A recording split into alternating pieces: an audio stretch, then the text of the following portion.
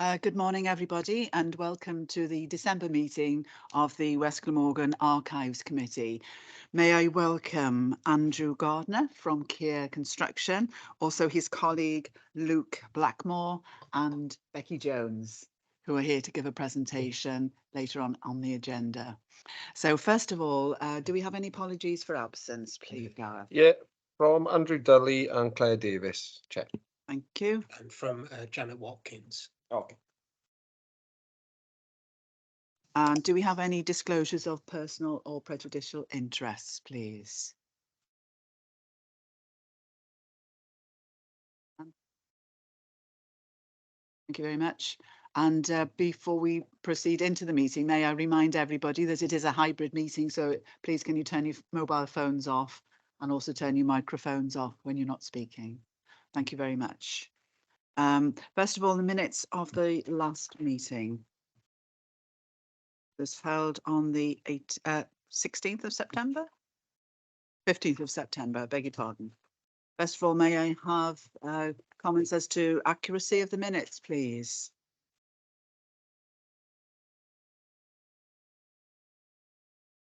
And approve the minutes? Do I have your approval? Thank you very much. Kim, are there any matters arising before we proceed? No, I think everything's covered in the agenda. Okay, thank you very much. Our next item is the archives relocation, and we're going to have an update on from the design team. So handing over to Andrew. Thank you. Morning, everyone. Yeah, I'm Andrew Gardner, and I work for Keir Construction. So we are the main contractors appointed for the design and construction of the new archive facility, along with the other elements of Storva in the centre of town. Yeah, just to say where we are at the moment, we have started on site construction. We started on the 18th of September. At the moment, we're very much in a sort of demolition and sort of strip out phase of the project.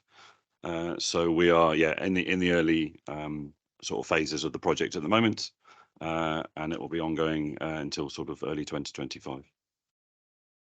So to give a sort of brief overview of the design, in particular the archive room itself, we have been working with a gentleman called Chris Woods, who works for the National Archive Service as the director, and we've put together a technical document that addresses various elements that we need to comply with for the design, which cover the environmental aspects of the room, the security elements of it, and also elements that relate to fire. So with regards to that, for the security, we have engaged a specialist called Instrom.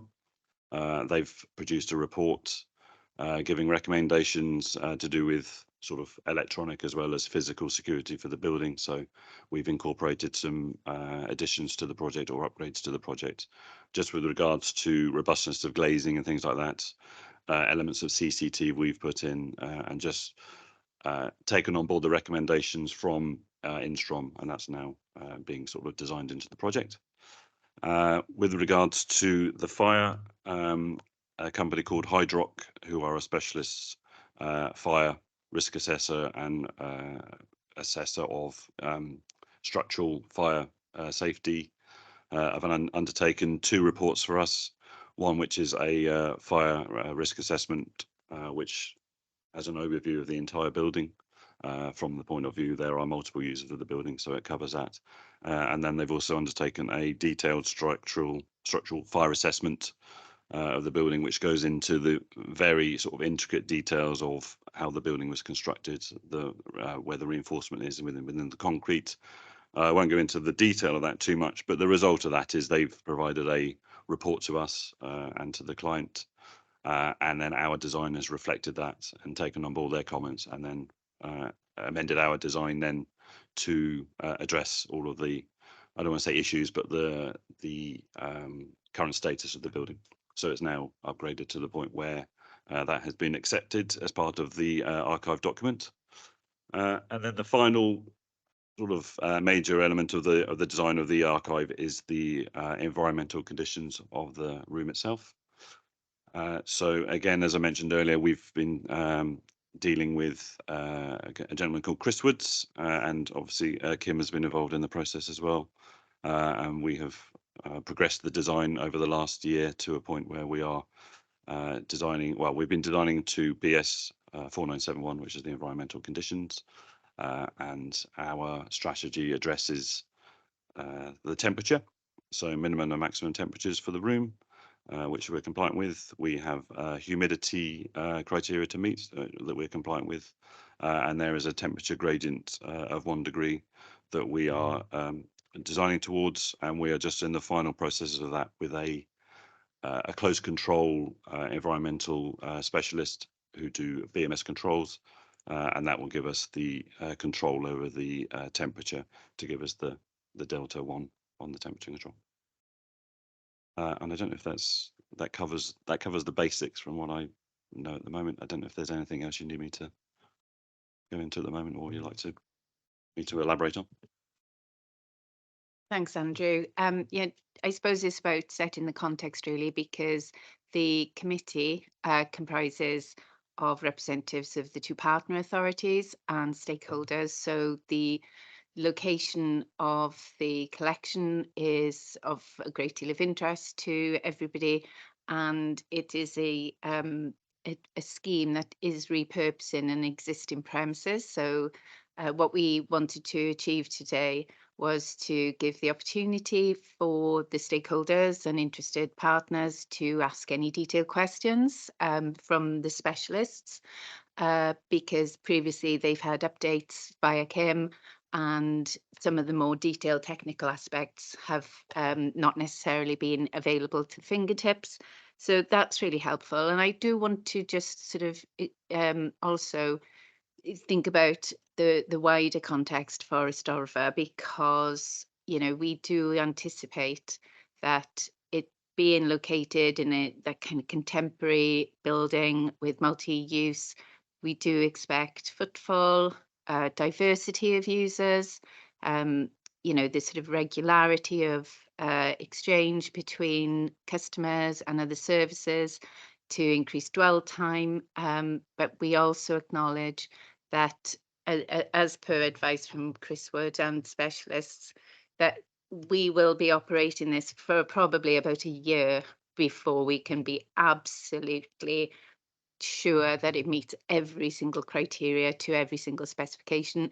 And that's the case for every collection store. It was the case when we built Glamorgan, and it will be the case for every archive and every collection store. So I think what we wanted to achieve today was the opportunity for members of the committee to respond to some of the concerns that were raised at the last meeting, and to seek comfort as a nice early Christmas present, maybe, to seek comfort that 2024 will be seeing this project progress.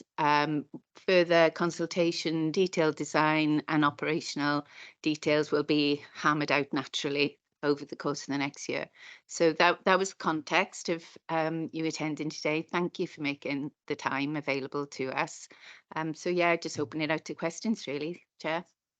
Thank you, Tracy. Are there any questions from members? Lyndon. Thank you, Chair. Excuse me. Can I ask, how confident are the team that they will meet British standards? Because unless we meet those standards, obviously, the archive will lose funding, and that is crucial. Really, for the future of the archive. The other side to that, I would say, the use of the new building, I believe, will be very good in the sense that it brings the archive right into the centre of town, and I'm sure we'll get a lot more interest and usage. And I think from that point of view, it's great news. But the elephant in the room is, what is the issue around meeting those British standards? So we've developed what is our technical document in agreement with Chris Woods, who you probably know sort of wrote the British standard. So every step of the way we've had agreement on sort of every element of the design in discussions with Chris to ensure that it is, as you said, it needs to meet the accreditation, and that's what we will achieve. So there is, I guess maybe that was brought up previously, but that is, every step of the way it's been negotiated with Chris. At the moment, we are confident of that, but there are elements that involve sort of post handover in terms of commissioning times and things like that. But as I said, Chris Woods is happy with the design as it is, and that's how we're progressing. And he is the expert in the land on these rooms and these spaces. So we're dealing with the best of the best, and that's all we can do. Thank you, Andrew. Any other questions? Peter. Yeah, thank you, Chair. I got a couple of questions, mostly about the design. Could you first of all outline what the solution is in terms of managing the humidity within the archive room? I think at the last meeting, concerns were raised about the air conditioning and about the arrangements. I'm just wondering what is the technical solution to dealing with that, the humidity around the archive? Yeah, so in terms of, I mean, we've to set the scene, we've undertaken detailed thermal modeling of that room. We have modeled various scenarios given to us, and each one of them has outputs results. All of our modeling indicates that in terms of the low humidity, it will never reach the lower echelons, or it will never reach the lower limit. However, we've had a technical meeting earlier this week with regards to a fresh airport, and we've had a meeting with Chris Woods to discuss the details of that. So that has been agreed verbally, but we just need to take on that design element now and bring that through to what we call our stage 5 design. In terms of high humidity, then there is a desiccant dehumidifier as part of the project, which is a manually operated. So there is sensors within the room and within the boxes, the archive boxes themselves. And when the readings start to head towards the sort of 60% range, then that dehumidifier can be switched on manually and used to manage the humidity of the room. So who would be responsible for controlling that manual process? That'll be the archivists, so the people that are operating that room. So would they be trained on the technical aspects of using that? Would there be an alarm system to raise concerns when humidity starts getting too high? If I could just answer that one, Councillor Black.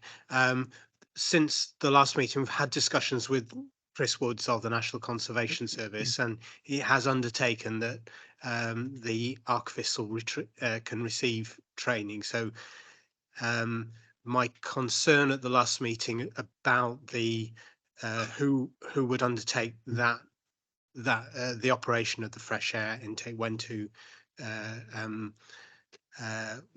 it should be opened and by how much. We have agreed that the National Conservation Service will train the archivists on its proper use going forward. Furthermore, Chris Woods thinks that it's better that the trained archivists do it rather than the building management specialists. So my concerns, which were expressed at the last meeting, are somewhat allayed by the fact that Chris Woods has engaged with that topic. And furthermore, I do think that we need to keep the connection with Chris Woods going forward. So we'll maintain our subscription to the National Conservation Service, and certainly, for the first few years, we'll probably be calling on his advice as we do the tweaking, because as Tracy has said, there's probably a fair amount of adjustment to be made once the building itself opens. So what is the process? There are sensors within the archive room itself. will there be an alarm sound which will alert the archivist to the need to change? And what happens if that's at night, if that happens at night and the building is closed?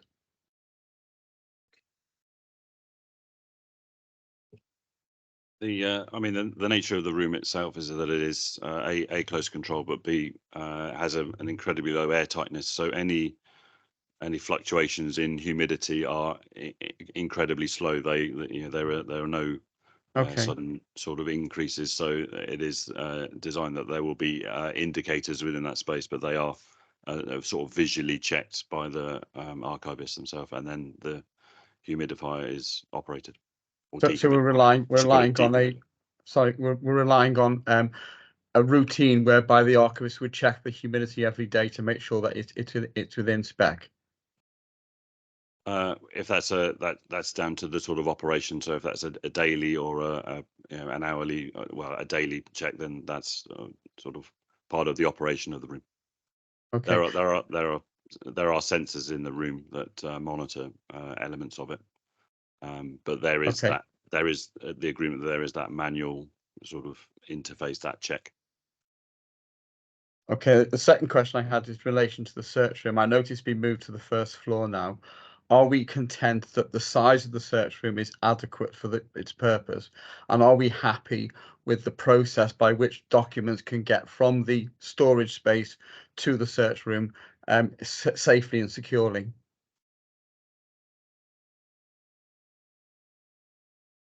Yeah, just to clarify, the search room has always been on the first floor.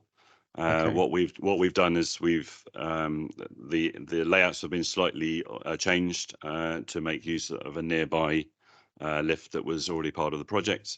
The lift that we're using is a staff-only lift, but there are security controls that have been placed on that, which will give it exclusive use for the archivists when that needs to be used.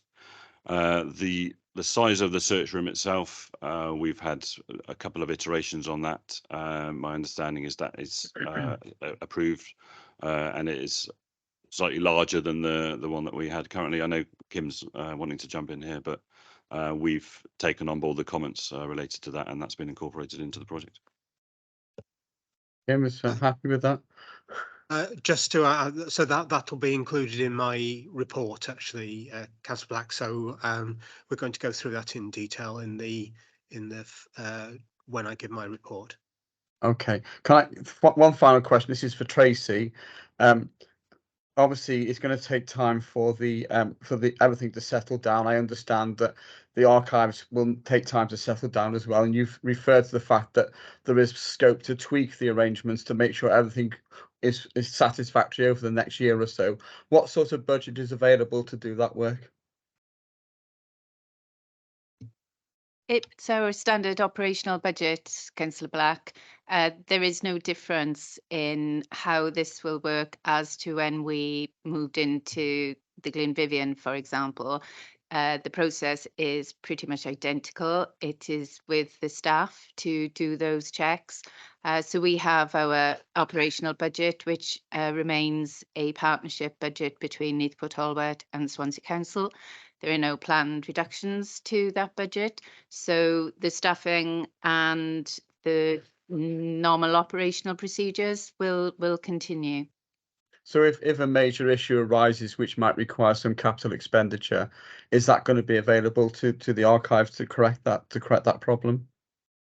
I'm not quite sure about the question when you say a major issue requiring capital expenditure.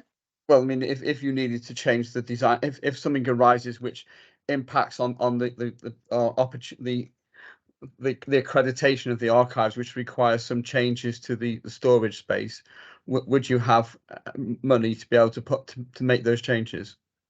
Well, we would make money available to it because otherwise it's service failure, and we have no mandate and no intention to allow a service failure. So that would be in line with our regular operating procedures for all our services, where we need to source and access capital funding for that within the council's process and procedures. So I don't feel anxious that we would be out on a limb and the service would fail. Okay, thank you for that. Yeah. Thank you for that assurance. Thank you. Thanks. Councillor Phillips, you'd like to ask a question? Yes, thank you. Just picking up on what Peter was asking about the humidity and the dehumidifier system. One thing I was wondering, given that it's coming up upon us in a week or so, is will there be somebody on site to operate that between Christmas and New Year, for example, when a lot of local government functions tend to shut down? Will there actually be a member on site, or will it be left alone for 10 days, potentially at a time when the building heating may be off or something like that? And just leading on from that, there is a detection system to detect the humidity and a dehumidifier system if the humidity gets too high. Is it really cost prohibitive to link those two things together and just have a manual system for if the humidity drops too low?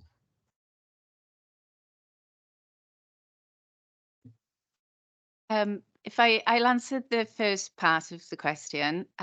So in terms of cultural services in Swansea, we approve all our opening and closing for Christmas. We ensure adequate cover, in particular for the Twixtmas period.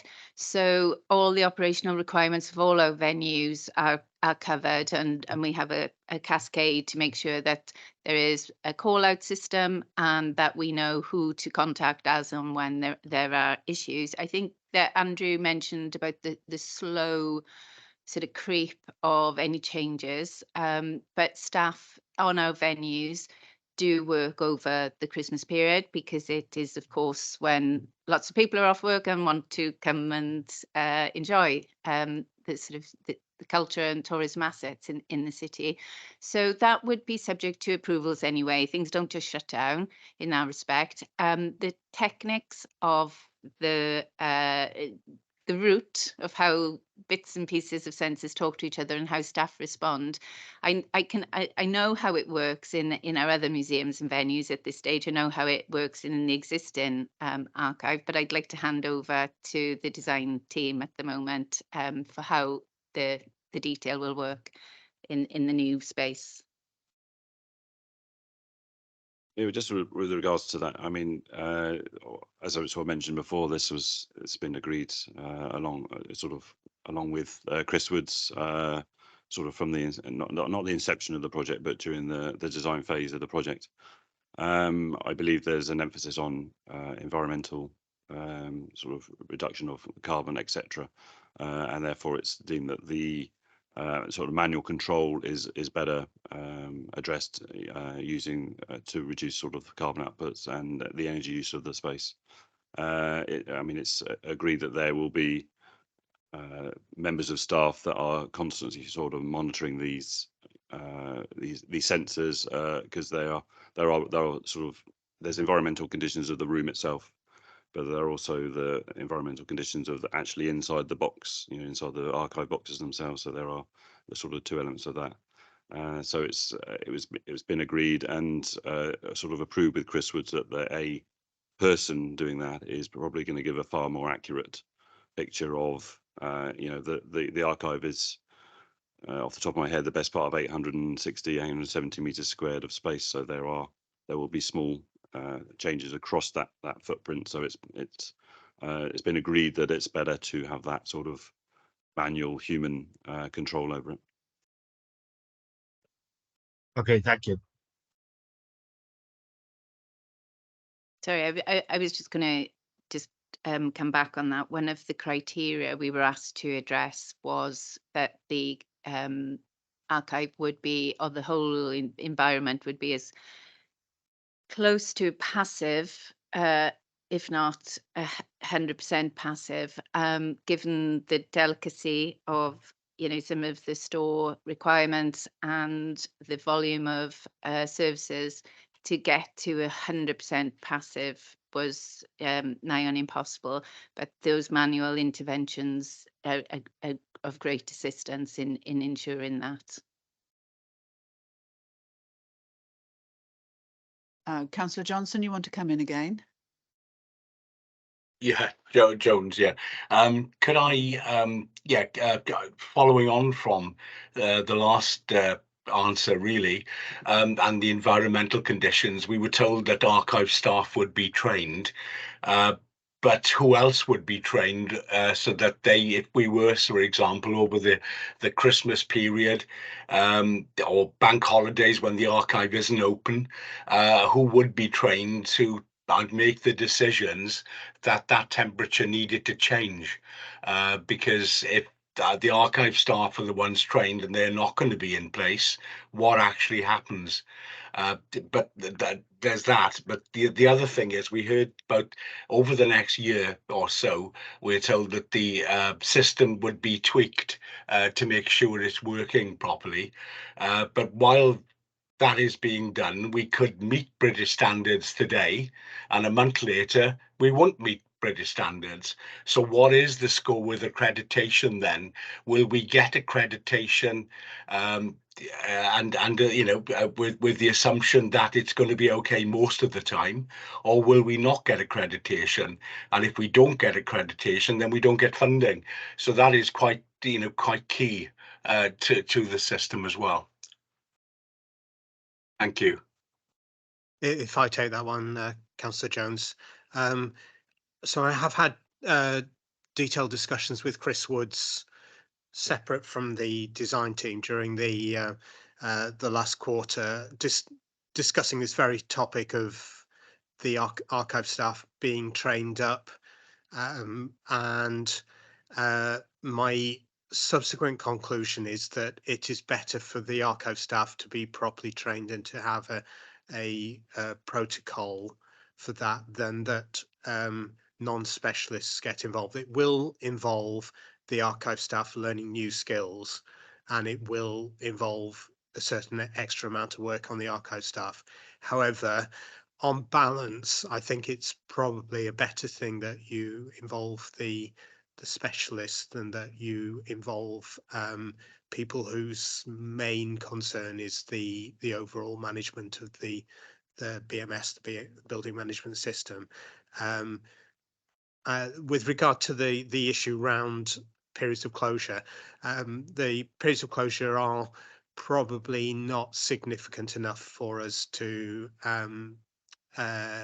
for there to be a risk during that period, in that we do open between Christmas and New Year. So I've certainly had I've had a detailed discussion.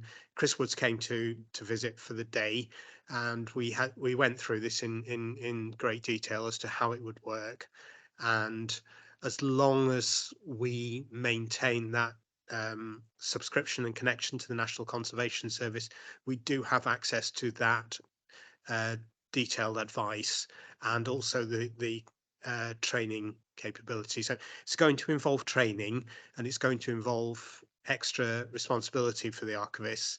However, we did go through in great detail about whether it's better for the archivist to do that or non-specialist to do that. And I think the conclusion of that discussion was that it's better for the archivist to receive that extra training and to work that way. Going on to the second part of your question relating to accreditation. So our current position is that we are provisionally accredited. So accreditation lasts for 6 years, and we were accredited in 2016. So it expired in 2022, and we will not achieve we're not able to apply for accreditation until the strong room has been in operation for a year. So we will maintain provisional accreditation until, if we say early 2025, so we're talking about 2026, and then so in 2026 we'll be eligible to reapply for accreditation, and at that point we'll have to submit a year's environmental readings for the new strong room. So we're provisionally accredited during all that time, So that doesn't affect so whether we're accredited or provisionally accredited, we're still able to apply for external funding and so on. But the crunch point will be in 2026, assuming that in 2025 the archive collections are transferred there, and we will then know whether the readings over the whole course of one year are sufficient to meet the British standard. Obviously, what's taking place at the moment is computer modelling, and you know, at the end of the day, it is computer modelling. So we do have to test it in reality to see how it follows the models, and so there will be a period during which modifications will be no doubt have to be made, because with the best will in the world, I'm sure the best computer models don't necessarily capture all aspects of the things, and one of the things that Chris Woods has particularly highlighted is the heat gain from the heating of the rest of the building, and what effect that'll have on the archive store, because obviously the archive store's on the top floor, and during the winter the lower floors of the building will be heated, and I imagine that there will need to be some modification made to the settings because of that. But we can only really see how that develops during the course of the first year of the building when it's open, as to what the effect of so-called winter gain is. Chair, may I? Please, yeah. May I add to that? I think just for a point of clarity, it is less that the staff, and I'm reflecting on how our collection stores in our major institutions are managed. It's less that the staff, sorry, I go back. It's less that we will suddenly have an alarm and a catastrophic scenario of having to change the designs. It is more, as Kim has just said, about modifying some of the controls, and human intervention in that respect is the recommendation, and it's how our collection stores have worked for as long as we've had our buildings. I mentioned the Glenvivian, for example, which is a hybrid of a Victorian, Edwardian, 1970s assemblage of structures with 2 stores which operate in this way. Staff come and go. Staff need to be trained. Staff need to understand the air handling and all the environmental systems. So this isn't, from my perspective, as the responsible officer for this service, this isn't for me an unusual scenario or cause for alarm. So I wanted to offer that assurance. The specialists, the individuals who understand the collection and who are the only ones who should be in and out of that space, meddling or moving or changing, are our appointed archivists. So, I feel really comfortable about that. In terms of us being able to then reapply for the accreditation, that is an absolute make or break for us. We pride ourselves on having accredited services and collections. We're custodians of these collections on behalf of 2 counties. So we will make interventions as and when and if we need to. We won't be walking away. We will maintain a service. So that's the assurance I can give you at this time. None of us can future forecast what exactly is going to be in any environment 12 months time. But having people working there every day does give us eyes and ears on the ground as well. So we won't be, it's not like we're putting it into a store in another part of Wales and then relying on someone giving us a ring one Sunday morning. So just to give that assurance as well. I don't know if anybody wants to add anything. Yeah, I guess just to elaborate a teeny bit, just in terms of the thermal modelling and external environmental conditions, they are. We do factor in a degree of climate change, so that is built into the thermal models that are carried out. And in terms of the surrounding rooms, so those that are immediately outside the store itself, they are temperature controlled. So rather than being like a naturally ventilated building that could reach extreme temperatures internally, these surrounding spaces are controlled by fan cool units, though that they are at a pretty, they're at the choice of the building user, but they would be set at, say, like a 20-degree anyway outside. So the temperature from the surrounding spaces internally will be pretty similar the whole way through. Externally, obviously, there are temperature differences between summer and winter. That's what's being modelled. Obviously, as part of the upgrades, there is a thermally, an improved thermally insulated roof going on the project, which meets and exceeds current building regs. So we are thermally controlling that element, and that's all been factored into the modelling, as long as as well as the predictions for climate change, which factor into all of these thermal models that are very detailed and take a long time to put together, and that's all sort of then driven out in the results that we get through the reports, and that's how the design reacts to that. So if that adds any more just sort of comfort with that. Thinking as well, because Councillor Johnson asked about meeting the standards, and at that point, in terms of our locating the archive into Istava, it is based on the fact the design has been signed off as meeting the standards. So the all evidence will be it meets the standards. The archive moves in there, and staff will manage that throughout the year, report any issues, report any deviations in good time for us to make any adjustments, and then we reapply. It's a risk for all our services in terms of applying for accreditation, because all our collections are in old buildings, historic buildings. So, it's a part and parcel of the management of the service. Thank you. Chris, want to ask a question? Yeah, well, it's just make a suggestion, if that's okay.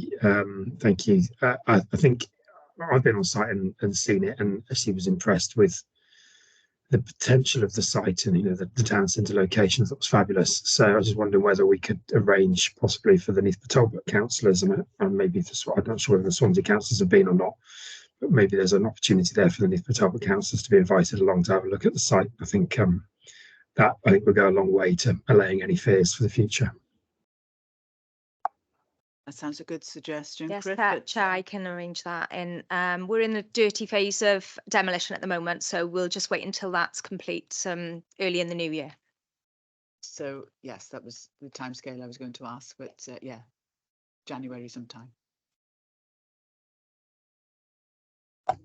We're quite open to visits anytime, really. We're quite, as Kier, we're quite open. But in terms of at the moment, it's very much a demolition site. So if you want to see, it would be probably in the spring. But I mean, we're happy to host visits whenever in agreement with Becky and her team. Well, perhaps we leave that between for Tracy and Chris to agree the most suitable time to do that, because quite clearly I'm sure members of the committee would like to see something rather than just a demolition site. So it's a timing issue, isn't it? So true. It brings it alive as well in terms of scale. What I put my light back on to jump in, Chris, with we're on the verge of commissioning is a minor part of this game, but the hoardings that surround it, and Kier is supporting us in that to work with some local schools as well to start to tell the story of what's coming, because we've had hoarding around it for a little while now, and it's in an area of high footfall. So I'd like to pick up with you as well about how some Port Talbot schools can get engaged in that. So that'd be really good. Thanks. Yeah, happy to do that's that. a lovely idea. Excellent idea. I always think, yes, pictures do tell stories, and it also, it encourages people's interest in it and to find out what's going on. So some excellent suggestions there. So thank you very much. Are there any more questions from members? Wayne? Yeah, thank you, Chair. Yes, excellent suggestion by Chris. We really would appreciate going to see the building. Because my next question is one of accessibility of the search room, particularly to members of the public who've got mobility issues. I'm sure this is covered, but it would alleviate us as members to know that members of the public have got good accessibility to our search facilities. Thank you. Yeah, so the building obviously achieves building regs compliance, and that's part M, which is the Disabled Discrimination Act. There is a lift that would take you from the entrance, which is a public lift, and that can take people with mobility issues up to the first floor, which is where the search room is located. So there's a public lift available to anyone with mobility issues. Any other questions? If there's no further questions, draw this part of the meeting to a conclusion. But thank you very much, first of all, members, for your very probing and insightful questions, but also Andrew for your response to those, and Tracy as well. I'm sure everybody will be in agreement that it's been extremely informative and has allayed, I'm sure, the concerns that the committee members had from the last meeting. So it's been a really worthwhile exercise. So thank you very much for your time in coming here today. And we do look forward to the site visit at the appropriate time, and also to the wonderful displays that I'm sure our schools will be presenting to go on the hoardings as well. So thank you very much. Very welcome to stay for the rest of the meeting if you wish, but appreciate that you're busy people, and if you need to go, then please feel free to do so. But do they need to stay for what you're going to say? No. Okay. So yeah, thank you very much, and wish you a happy Christmas. Yeah, me too.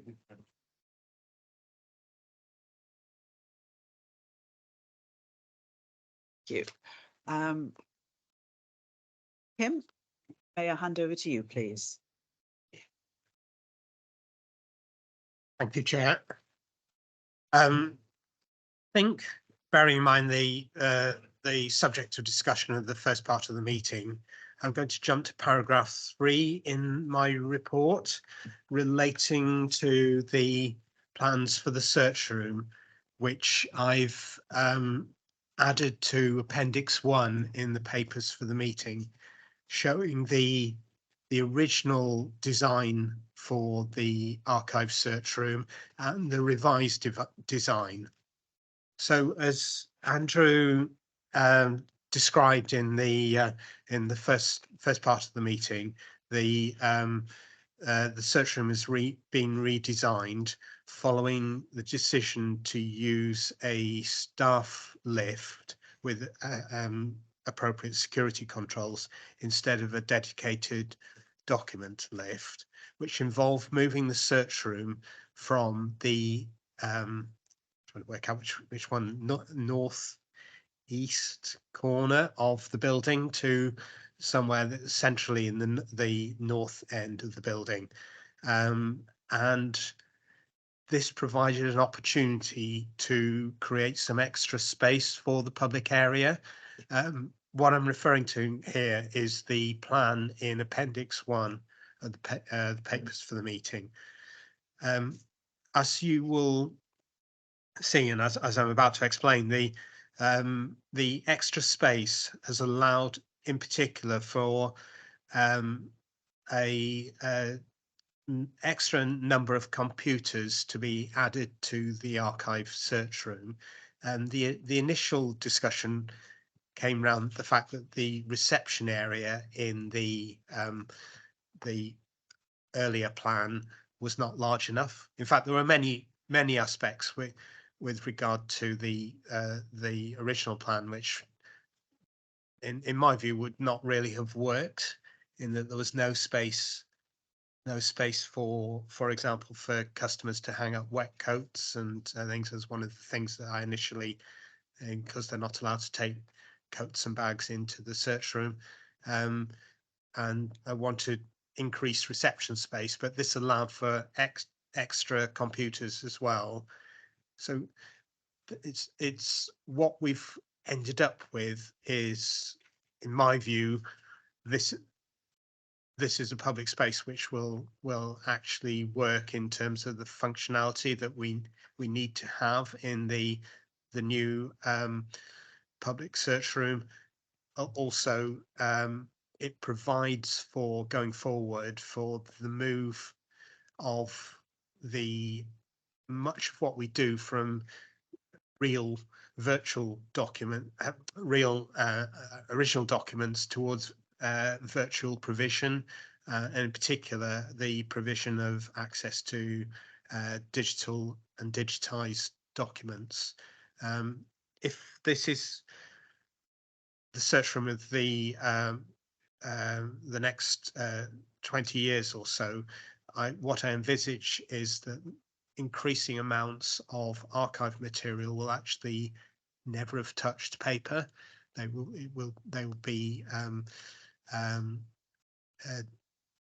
digital documents that were born digital and have not seen paper at any form. So to have provision of access to those digital documents together with the digitized material through increased provision of computers is absolutely crucial for this search room to work going forward. So I'm really pleased that the agreement around the removal of the document lift led to better provision both in the reception area, so that we do actually have space now for proper provision for coats and bags. Also much better provision for a shop, because as members know, the Archives has had a publication scheme for a number of years and produces a number of books, which we sell, and also the computer provision in the search room.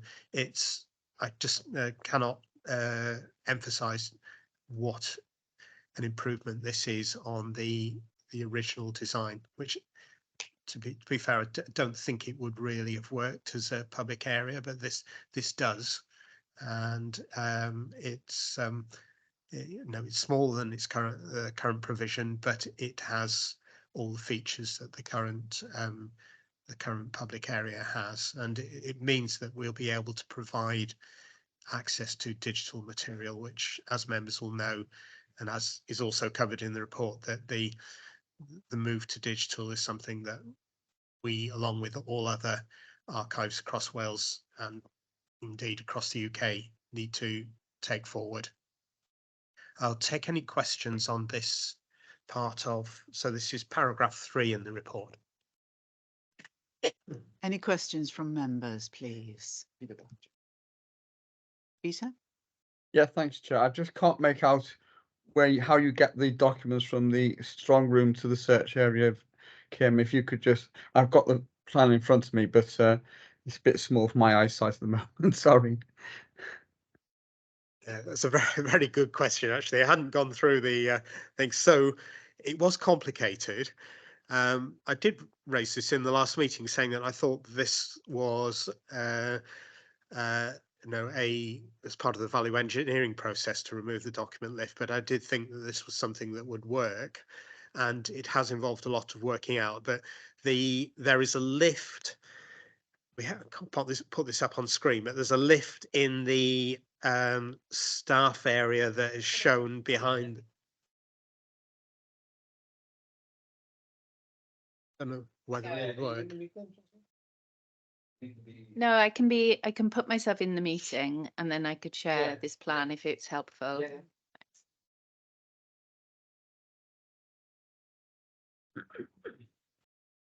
Just bear with me a moment.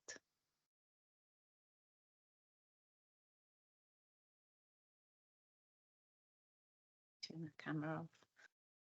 Tracy is just bringing up a better plan for us to see on screen. Yeah, thanks. Need to mute yourself.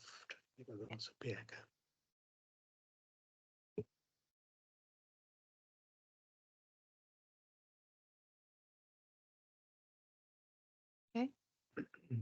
Better.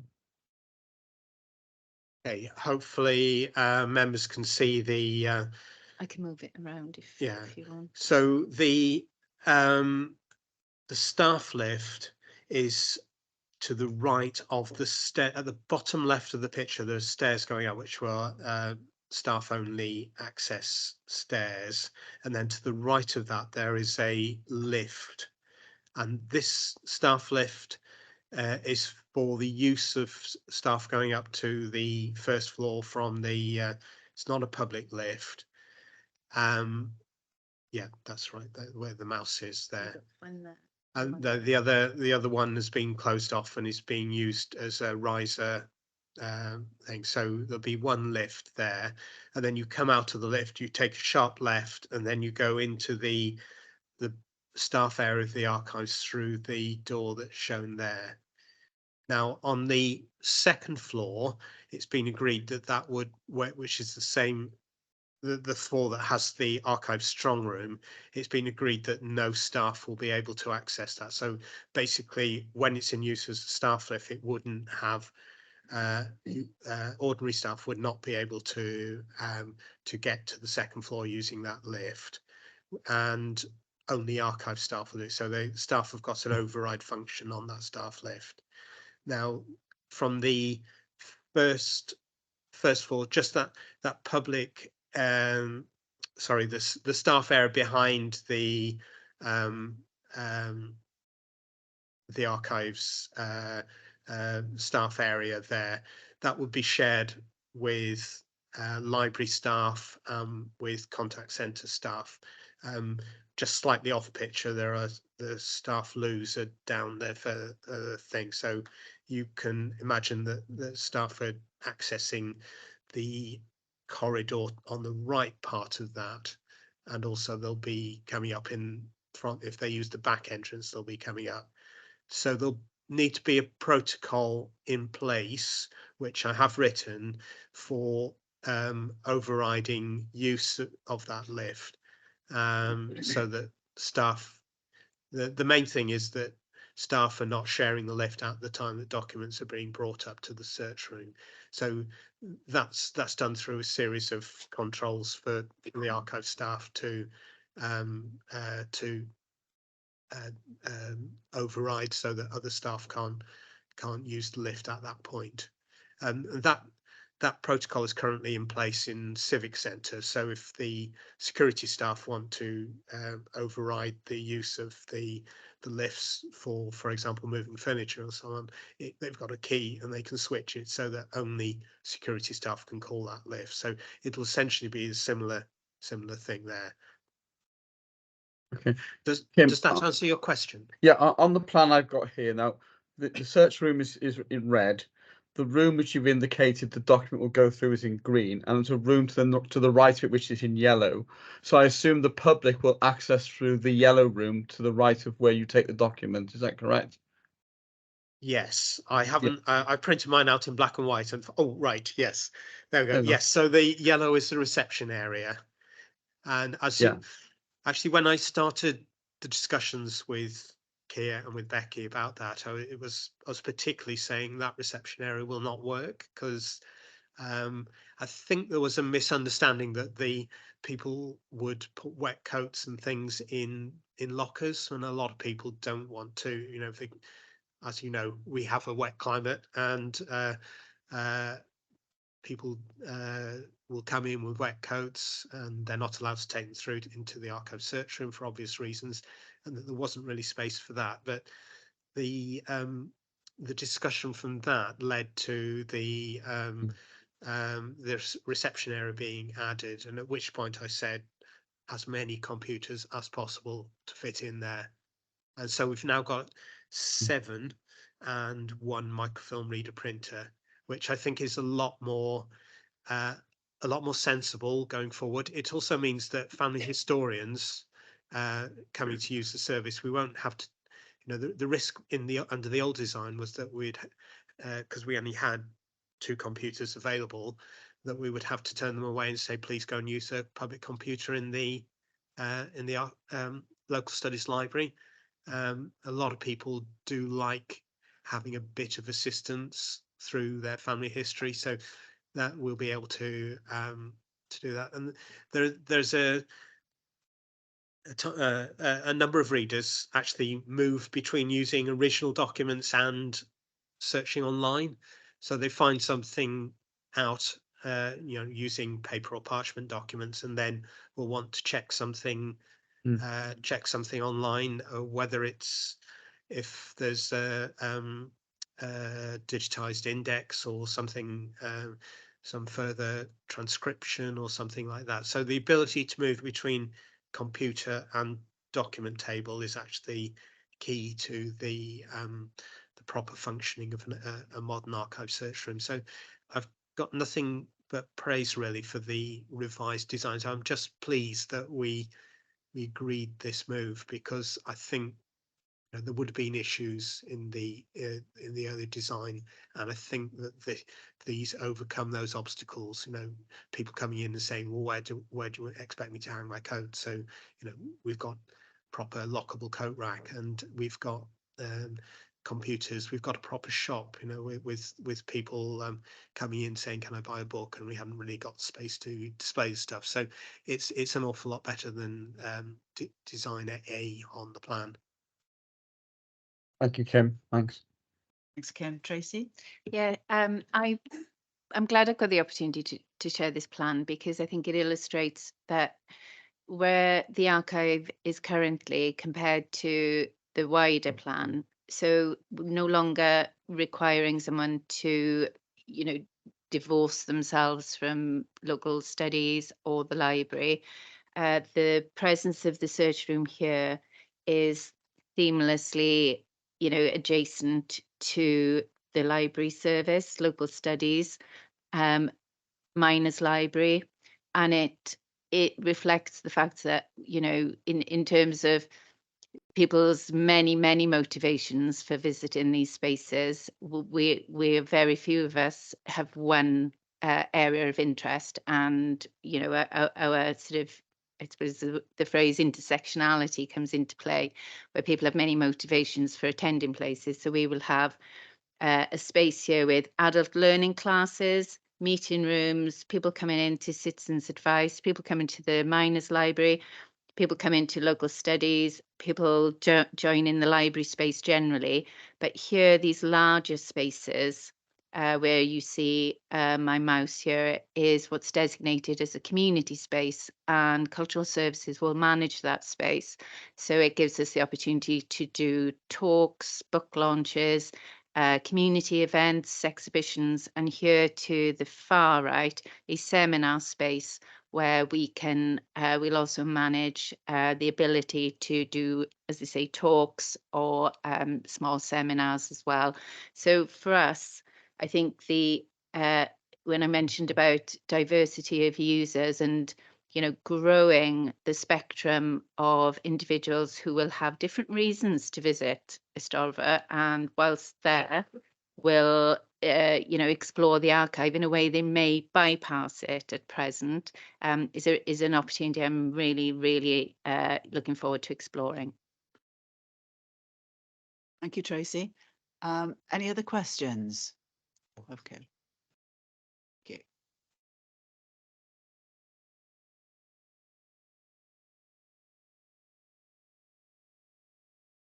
Okay, if there are no further questions, I'll just move on to the rest of the report, conscious that we are running over the hour.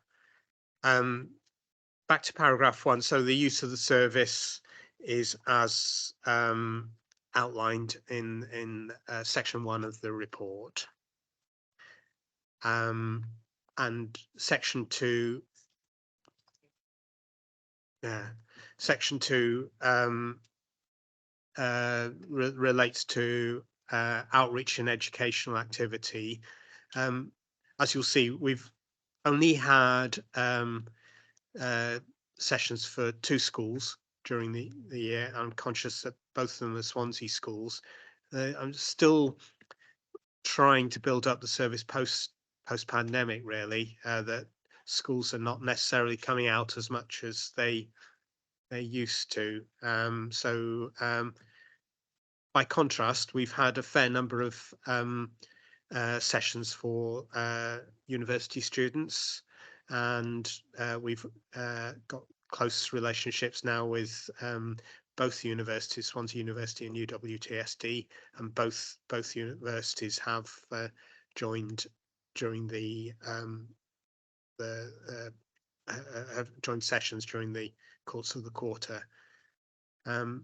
Likewise with groups, we've limited number of discussions with groups, and that really hasn't picked up post-pandemic either. But however, we have had talks delivered to the groups as outlined in the report, and I've attended a number of sessions as outlined there. And as it's the autumn period that I'm reporting on, we've had a number of book fair and study events during the course of the quarter. It's usually quite a busy time for those activities, particularly with the start of the sort of the year for local history groups and so on. So take any questions on sections 1 or 2 of the report.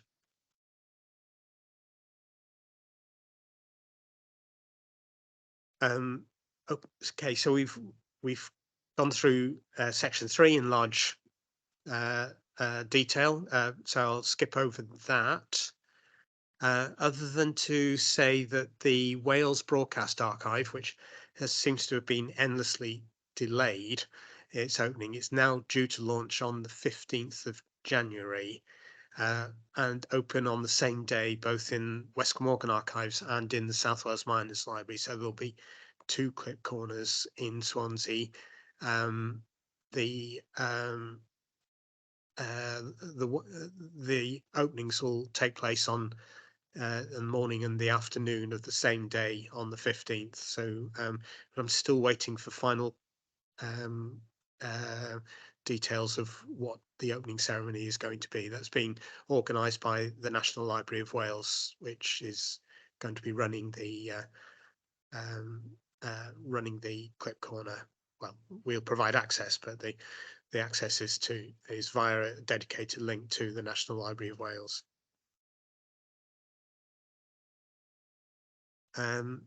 Moving on to staff, we had a new archive assistant, Fionn Kidwell, start in December, just a week or 2 ago. And I can announce that we've yesterday we got back to our full 2-day-a-week opening in the Neath Mechanics Institute. So Fionn will provide the service in the Mechanics Institute. And yesterday, the 14th, was the first day that we were open on the Thursday in collaboration with the Neath Antiquarian Society. And I have attended various professional meetings as outlined there, and the archive collections that have been received during the last quarter are outlined in Appendix 2, and for some reason it's printed out slightly differently on I must have forgotten to change the orientation. Sorry about that. So the print's a little bit small. I'll take any questions on sections 4, 5, or 6. Do members have any questions?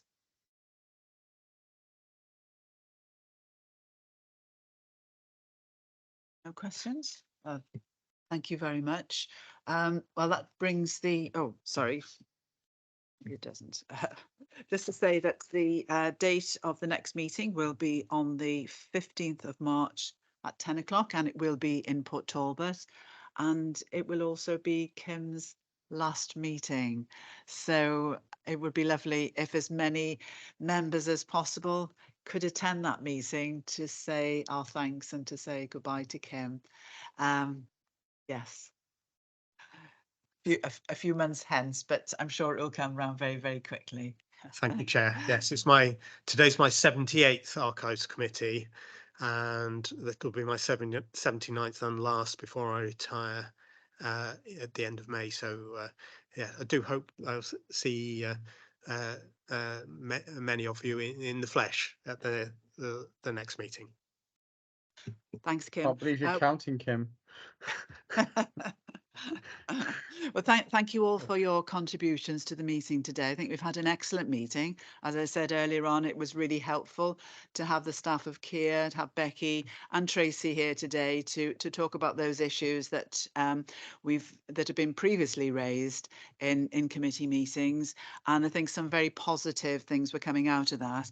And do reiterate Kim's comments about the search room. I think that's really excellent improvements, and I'm sure we all welcomed that piece of really good news.